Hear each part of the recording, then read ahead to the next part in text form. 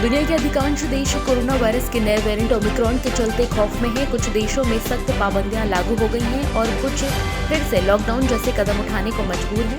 वहीं संयुक्त अरब अमीरात एकमात्र ऐसा देश है जिस पर ओमिक्रॉन का ज्यादा असर नहीं नजर आ रहा है। उत्तर कोरिया के तानाशाह किम जोंग उन आधुनिक हथियारों की होड़ को कम करने की बड़े देशों की योजना पर पानी फेरता नजर आ रहा है। नए साल के पहले हफ्ते में मिसाइल परीक्षण के बाद भी किम जोंग उन बाज नहीं आए।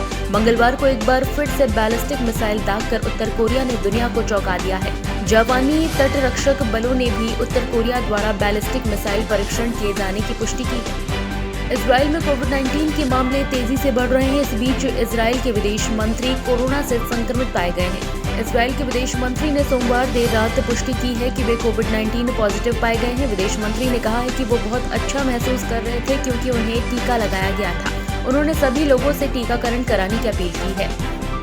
देश में कोरोना की बेकाबू रफ्तार थमने का नाम नहीं ले रही है। हालांकि कल के मुकाबले आज कोरोना के नए केस में कमी आई है।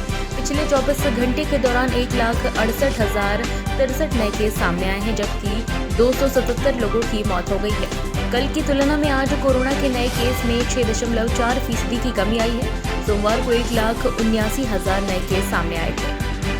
केंद्र ने सोमवार को कहा है कि इस बार अब तक 5 से 10% उपचाराधीन रोगियों को ही अस्पतालों में भर्ती कराने की जरूरत हो रही है, लेकिन स्थिति गतिशील है और बदल भी सकती है। ऐसे में राज्य हमें होम आइसोलेशन में रह रहे या अस्पतालों में भर्ती मरीजों पर नजर रखें। केंद्रीय स्वास्थ्य सचिव राजेश भूषण ने राज्यों और केंद्र शासित प्रदेशों को भेजे पत्र में कहा है कि देश में कोविड-19 की दूसरी लहर के दौरान अस्पतालों में भर्ती की जरूरत वाले रोगी 20 से 23% थे। उत्तर प्रदेश विधानसभा चुनाव की तारीखों का ऐलान हो चुका है। अब तमाम राजनीतिक दल अपनी आखिरी रणनीति पर काम करने में लगे हैं। इसी के मद्देनजर उम्मीदवारों के संभावित नामों पर विचार करने के लिए आज बीजेपी के दिल्ली मुख्यालय में यूपी कोर ग्रुप के नेताओं की बड़ी बैठक केंद्रीय नेताओं के साथ होने जा रही है। दिग्विजय सिंह के आरएसएस के खिलाफ दिए गए बयान पर बीजेपी प्रदेश अध्यक्ष वीडी शर्मा ने पलटवार किया है। उन्होंने कहा है कि वो सुर्खियों में आने के लिए आरएसएस के खिलाफ बोलते हैं। बीजेपी प्रदेश अध्यक्ष वीडी शर्मा ने कहा है कि दिग्विजय सिंह जैसे लोगों को पता है कि वो आरएसएस के खिलाफ बोलेंगे तो उनका चेहरा मीडिया में नजर आएगा। मध्य प्रदेश में पंचायत चुनाव को लेकर एक बार फिर सियासत गर्माती दिख रही है। अब कांग्रेस पार्टी ने चुनाव अटकने का ठीकरा बीजेपी पर फोड़ा है। साथ ही कहा है कि अगर प्रदेश की सरकार 2 महीने के भीतर परिसीमन, रोटेशन और ओबीसी आरक्षण के साथ ग्राम पंचायत चुनाव नहीं कराती तो पार्टी जिला स्तर, ब्लॉक स्तर से लेकर ग्राम पंचायत स्तर तक आंदोलन करेगी। यह बात कांग्रेस प्रदेश अध्यक्ष और पूर्व मुख्यमंत्री कमलनाथ ने कही है।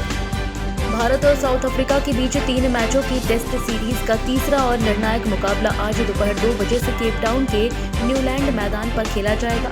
भारत अगर तीसरा और निर्णायक मैच जीत लेता है तो वो साउथ अफ्रीका में पहली बार टेस्ट सीरीज जीतकर इतिहास रच देगा।